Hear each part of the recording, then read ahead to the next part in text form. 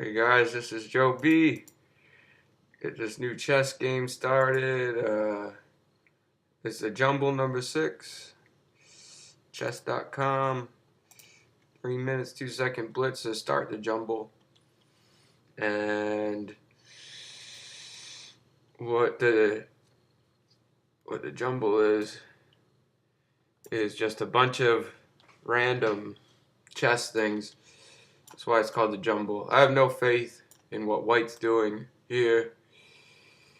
Why they try to go for the Italian diagonal. I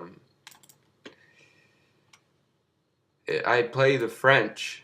The reason I play the French is because I have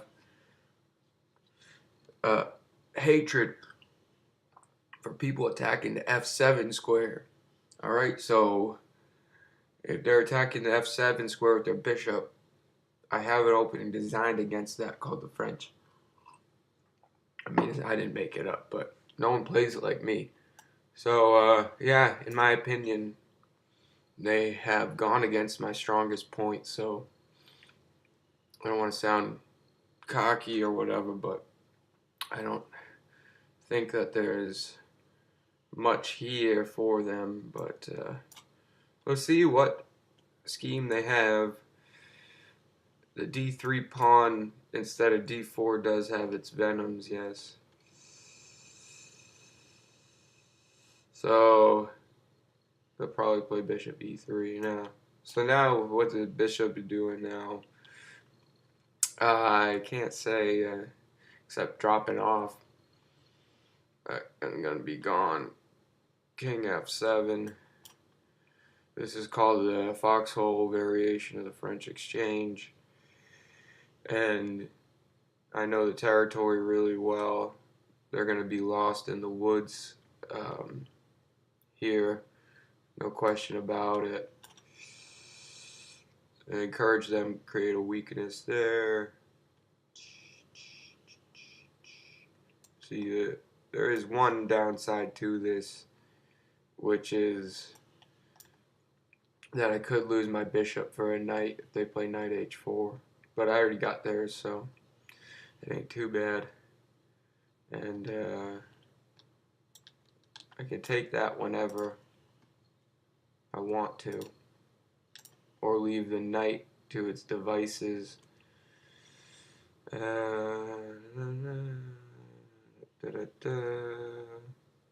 going to try to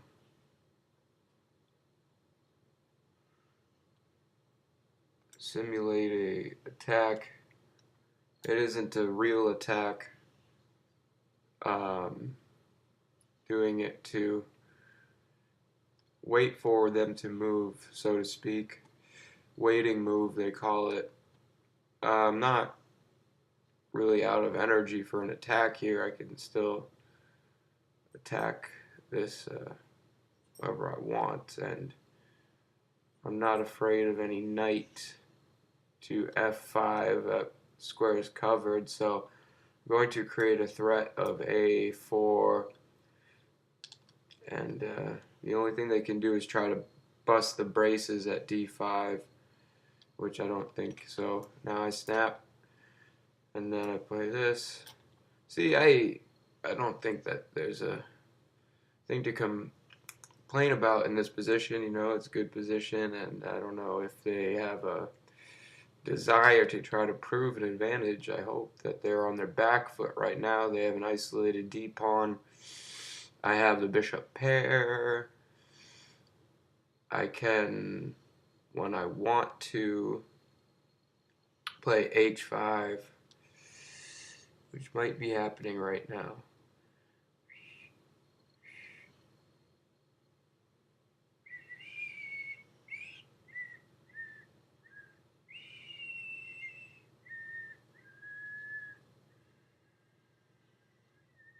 Yeah. I'm not afraid of this. King takes bishop. I need to resolve this so I can make progress still. If I never resolve it, then I can't make progress. That knight is pesky. Here we go. They try to prove something that they are not able to prove, and see that their position will fall on the king side. The only problem is the rook on e8. It seems like that wasn't the best move. To be honest, the h5 before rook a e8 seems to be the root error I made in this game. The rook a e8 wasn't actually distinct, fine precision. You know,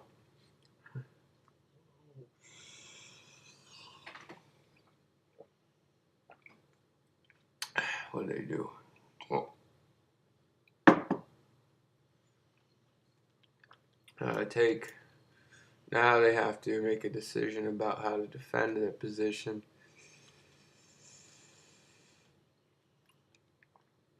Not really concerned personally here.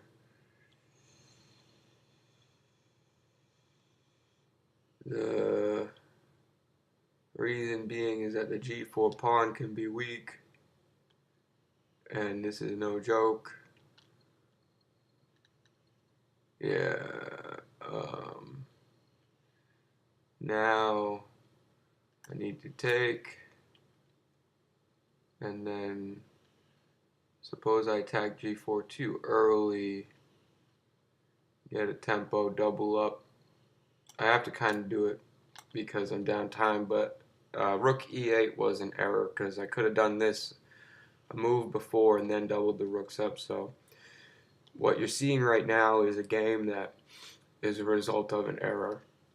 I can still win. I think I have a better position still, but when I see an improvement, I always go for the first mistake that I made, because why pull up the weed from the garden of the mind from the crest or the middle, just pull it up from the root.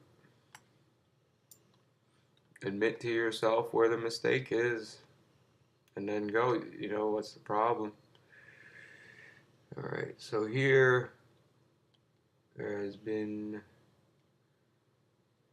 a contest to this. They say my knight's gonna go down, blah blah blah. So I'm not going to do anything but try to prove the king position shoddy with this next series of moves. So I take here, and then I take here, check of the king,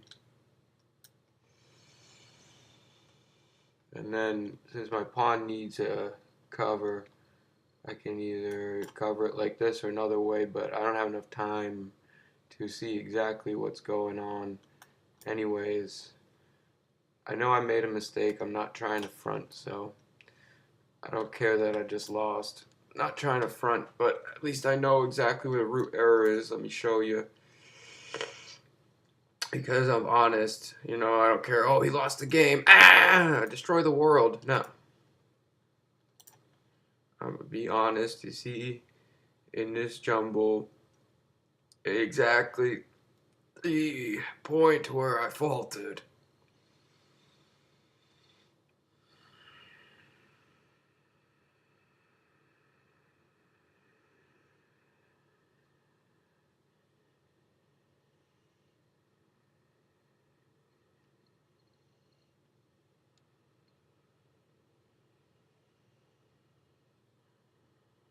This is all perfect. And then that, instead of that, rook e8 there, which I played. Oh man, I just move it back again. I play this here. Knight takes, king takes, and then they take, I take. They don't have any checks that are useful. Queen g2, king f7. There's no forks that I see at all. No sacrifices. No brace busting sacrifices on d5. So they check, and then I move here. I'm already threatening this pawn. So in order to defend a pawn, something like this, they can't even move the king up. Yeah, so that was the error. I errored. And then in the jumble, here's a review of a game which I played the bird, and they gave up the bishop pair. And then I have this thing called the heron opening, Heron, and it's kind of like a basic type of thing where I did any incorrect movements. Don't see any yet.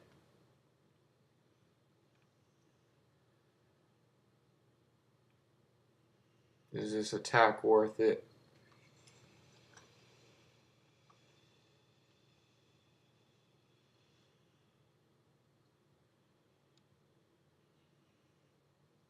This is good. I think the attack was worth it. Alright, well then that game's good. I won this. Alright, so that's that. And then another game to review. This is good. Nice. Alright.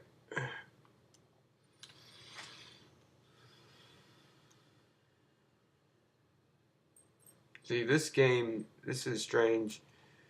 I think I know where the root error is here. When, to all of my knowledge, I have a knight e3 move. But instead of that, this game ended up being fine for me. I can't believe that chess.com says I have 15 seconds here. They keep track of all that? Oh my word.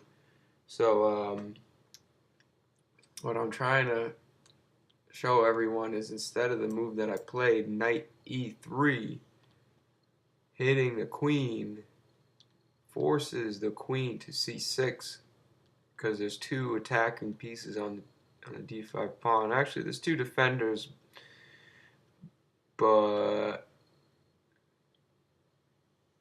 they actually, if the queen goes to c6, I have c4.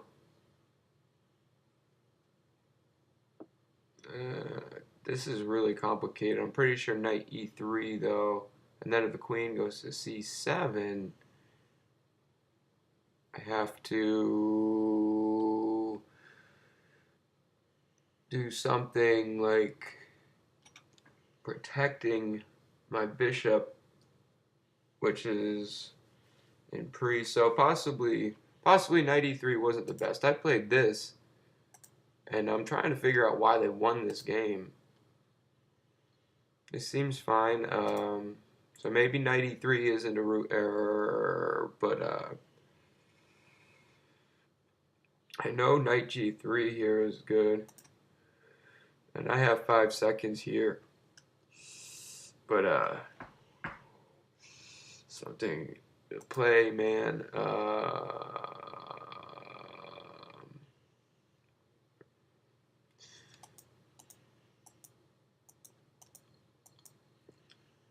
Trying to see why this was bad for me. That was good. Alright, so I like white here. Everything's covered. I have a possible break. This is good. That's covered. I think I have H. Oh, yeah, I ran out of time. So I have H4 here. And H4 threatens G5, which hits the defender. So I have a little bit of pressure. And from what defender of D5 may enter the situation depends. Yet a lot of people here would say, hold on a minute, Joe, I think this was your root error. It's always a question whether to bring the bishop all the way to the corner or not. But another contender for the root error here is bishop g2, because if I play bishop g2, then eventually I can play bishop f1 or play knight g3 if they play bishop h6. Yeah, I think bishop f1 was a tiny bit better, so if they get the post on e3 with their light square bishop, then I can play bishop f1. And that would remove that. And this pawn structure is better for me because I have 2 islands and they have 3. And then the last review, without further ado. Alright, so this is what I call the kneel, and really aware of what has occurred here as a good game for me. This was all perfectly played by me, and it was a really good game. I think did I mess this one up by sacrifice? Was it? Yeah, I tried to stretch too far. So where's the root error in this one?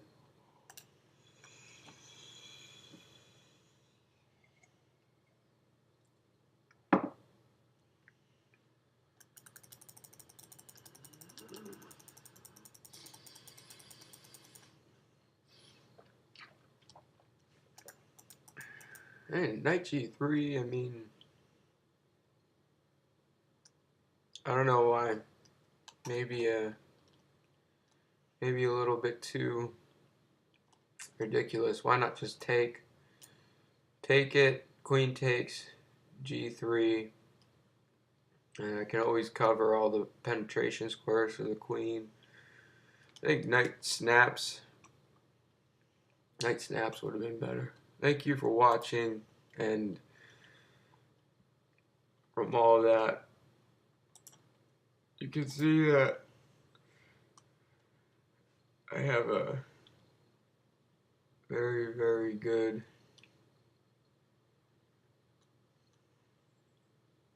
method here, but the last bit of it probably needs work.